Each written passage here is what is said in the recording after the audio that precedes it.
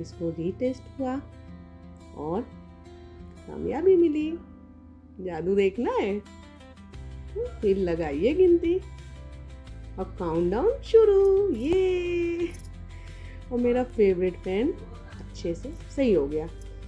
यकीन मानिए इसकी हवा इतनी स्मूथ है, एक तो इसमें साउंड नहीं है ज़्यादा और दूसरा ये कुदरती हवा की तरह झरोके वाली हवा देता है। मेरा ये सबसे फेवरेट फ़ैन है। इसके बाद मुझे कोई पंखा अच्छा नहीं लगता और इसके नीचे